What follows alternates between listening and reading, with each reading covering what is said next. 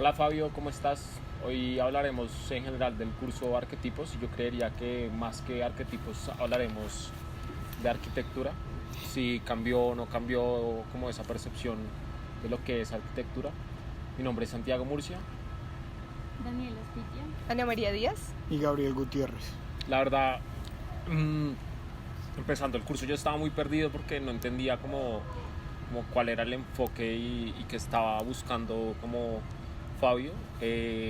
Digamos, pues no hay mucha diferencia, pero pues como saben ustedes, digamos, yo soy de un semestre un poco mayor y para mí pues ya era muy definido lo que era la arquitectura y para mí pues desde siempre he pensado y había pensado que la arquitectura era espacio que lo condensaba por muros y pues que digamos que esa visión que había y que hay de la arquitectura es lo que pues para mí era y pues es más, creo que nunca lo comenté, pero iba a decir en clase que para mí la arquitectura es espacio y que es espacio y contenido y pues que se relaciona con un paisaje. Pero más allá pues de esa arquitectura y de ese fondo, como que Arquetipos nos fue de alguna manera abriendo diferentes enfoques y diferentes visiones desde una mirada muy lejana. Y era como ver cómo el ser humano a lo largo de la vida y de su evolución, pues de esa evolución entre comillas, ha ido conformando la arquitectura y que la arquitectura tiene muchísimo más fondo que ahorita de pronto lo podemos tocar. Pues digamos que esa es mi primera impresión y bueno, pues ahorita podemos hablar de qué es ese fondo que tiene la arquitectura. Ok, sí, estoy totalmente de acuerdo, como que uno ve la arquitectura solo como el espacio y las construcciones, pero como nos dio como un abrir de ojos, digamos, por ejemplo, con el tema de las tradiciones y como, digamos, fue importante devolvernos en el tiempo y muchísimo para entender cómo ese proceso en la arquitectura y cómo es más allá de una construcción o de un espacio. Para mí, la clase de arquetipos fue algo muy extraño porque nada más todas las clases que nosotros tenemos, yo digo que son como una película de Hollywood, que es como el problema y la situación y se soluciona al final. Uno llega a un objetivo y siento que el arquetipos es como una película francesa en la que todo es como una línea constante y como que nunca hay un punto en el que teníamos que resolver algo, sino siempre fue la búsqueda de el origen de la arquitectura y seguir buscando, y creo que se acabó la clase y en mi caso yo seguí con la espina de seguir buscando y entendiendo muchas cosas más de la arquitectura y creo que me ayudó mucho a cuestionarme muchas cosas que uno no se cuestiona al ser arquitecto, y es que en nuestra labor a veces solo resolvemos y hacer espacio pero no nos cuestionamos el significado de toda una tradición y de cómo viene dentro del humano la arquitectura, y es algo no solo como una labor, una disciplina, sino es algo como de mucho tiempo atrás. Yo siento que tanto el curso como la manera en la que es dictada le hace a uno abrir la mente y como a indagar más sobre los conceptos que uno ya tenía. Por lo menos yo como que tenía una idea muy general de lo que era la arquitectura y de lo que eran los orígenes del hombre, pero ya con el curso como que uno empieza a profundizar más, a preguntarse más cosas, por qué ocurren, cómo han influido esas cosas en la época actual. No sé, siento que nos abre más la mente. Hay algo bonito que me pareció y pues lo que decía ahorita Gabriel, pues sí, fue una constante, sí fue como una película francesa, interesante verlo de esa manera. Y en esa constante pues sí habían picos de descubrimientos nuevos, pero nunca se llegó a un resultado. Creo que algo que tal vez aprendí es que una descripción de la arquitectura general no existe, como qué es la arquitectura no se puede responder no se puede responder en palabras, pero algo que sí me pareció muy lindo y que fuimos viendo de alguna manera constantemente, y era cómo el lenguaje era muy importante en la arquitectura, y de alguna manera yo lo veo como si la arquitectura es un lenguaje de símbolos. Entonces me parece interesante ver que la arquitectura no se puede describir, y cada cultura y el que hace la maloca o el indígena o nosotros pues que somos de Occidente o Asia seguramente lo mirará diferente, tiene una definición diferente de la arquitectura y probablemente nosotros cuatro tenemos una diferente. Pero lo lindo es que la arquitectura cuando se construye, que es lo bonito después de uno hacer planos y hay algo construido, es que la arquitectura le habla a uno, y entonces cada arquitecto, o sea, la arquitectura es un lenguaje universal. De pronto no podemos describirla de una misma manera, pero ella sí nos muestra siempre lo mismo. que lo veamos de diferentes maneras es cierto, pero ella como arquitectura pues nos está mostrando pues cosas que estamos nosotros entendiendo y que estamos habitando y que están construyendo ese mundo y ese límite del que hablamos, el que uno se separa del mundo y no. Entonces la arquitectura ahí está siempre mostrándonos ese lenguaje que tienen y eso es lo chévere, que no tenemos que describirla, pero ella sí se está describiendo constantemente y al ser ese lenguaje es fundamental que nosotros como arquitectos entendamos todas las capas que tiene la arquitectura y no lo hagamos tan superficial, porque hay unos edificios que probablemente no nos dicen nada y ese es el problema, que pues la ciudad se está construyendo a partir de edificios que pues más es un valor comercial y de negocio que una cuestión significativa, entonces ahí ya se pierde el significado de la arquitectura. Es verdad. Usted tocó un punto chévere y es como el lenguaje de la arquitectura, que es universal, y a mí me llamó mucho la atención el ejercicio que nos hizo la clase, y era de la primera clase dibujar cómo fue el origen de la arquitectura, y todos pintamos casi todos una caverna o algo, pues caverna, cueva, lo que fuera, y el dibujo de cuando niños, y en la última clase me acuerdo cómo todo el dibujo de niños tenía un sentido, y siento que ya algo que me dejó mucho arquetipos es que como que la arquitectura la llevamos por dentro y es un lenguaje totalmente universal porque lo tenemos, y a veces uno por meterse en los sistemas, por meterse en la producción, en la arquitectura afectiva, la arquitectura comercial, se pierde esa esencia que era lo que uno hacía desde niño, y siento que ahí está como la arquitectura pura, y es una cosa muy lógica que tiene un sentido, que la gallina que está al lado tiene un significado, que el humo, que la flor, que todo tiene un significado y lo llevamos como desde el inicio, y a veces con el tiempo y como con la academia y no sé, como con la arquitectura que nos ofrece la vida, y eso se va perdiendo. Sí, siento que lo que ustedes dicen es verdad, como que nunca vamos a llegar como a un consenso de un significado de qué es arquitectura, y que es muy subjetivo, o sea, cada uno tiene su significado y cada uno ve la arquitectura diferente, pero también es la arquitectura no solo debe cumplir como la función, como una función, sino debe transmitir cosas, o sea, como que el ambiente sea agradable, exprese, cambie la ciudad, como... A mí también me gustó mucho el tema de los rituales, de cómo la arquitectura se encarga de crear ritos o rituales, no solo en culturas y sociedades pasadas, sino que también en nuestra cultura, no tanto como a nivel de bailes o no sé, que alaben a algún objeto, a algún símbolo, sino más como en nuestro diario vivir, como digamos nuestro edificio de nuestra facultad crea el ritual de, no sé, venir a trabajar, a laborar, a hacer, Yo diría que más allá de un ritual y una danza, bueno, sí lo es, pero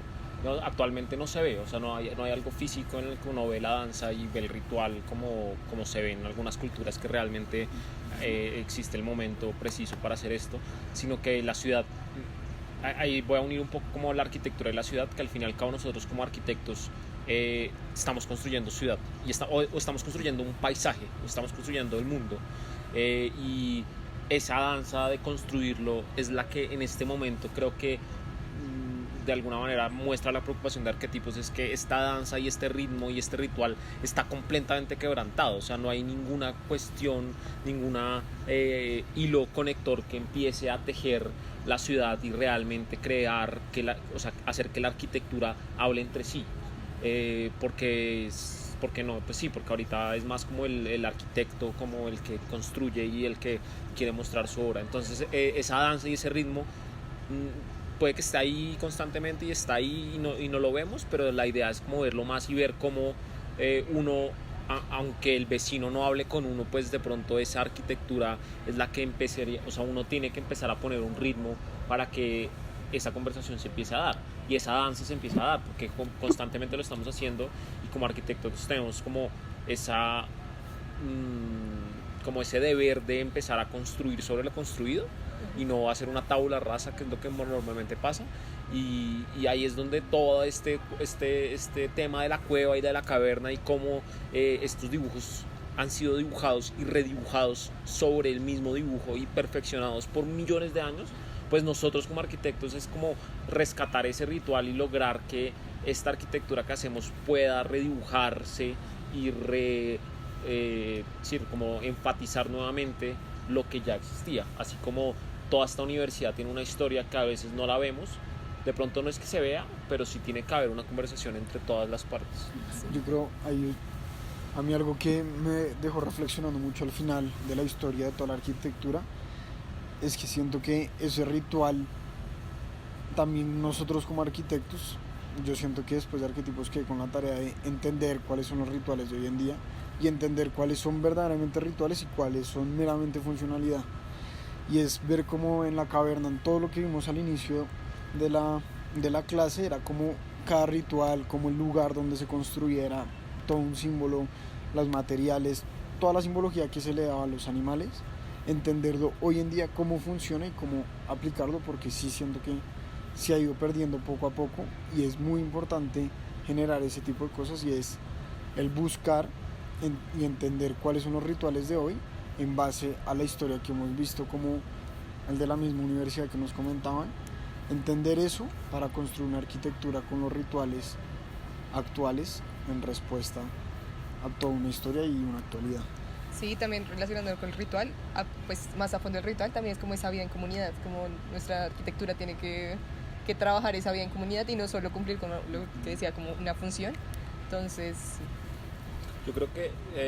no sé cuánto tiempo vamos, pero... Okay. Algo que me parece, como recordando un poco también el dibujo de la casa y de pronto los primeros dibujos que yo hice cuando entré a hacer arquitectura, es que antes había como mucho más un sentimiento y como evidentemente había una parte de uno que estaba entregando de frente a ese dibujo y a esa arquitectura. Así como cuando uno en chiquito dibuja, pues su familia pues está entregando una parte de uno. En primeros semestres uno también entregaba a su proyecto una parte de uno, y mientras van pasando los años y como la arquitectura y el estudio de la misma, uno se va alejando mucho del uno que entrega esa arquitectura y va buscando más como ese firmitas, venustas y utilitas que pronto está ahí como en el mundo de la academia, y lo va dejando mucho a que uno no puede meterle sentimientos a la arquitectura porque es más una cuestión funcional que debe funcionar bien y debe ser linda y debe, bueno, todo lo que nos han enseñado, algunos más profesores, otros menos, pero uno va perdiendo como ese sentimiento, y arquetipos, o no arquetipos, sino ver cómo la sociedad y cómo la arquitectura realmente no es porque me metí en la cueva, sino tiene un trasfondo muchísimo más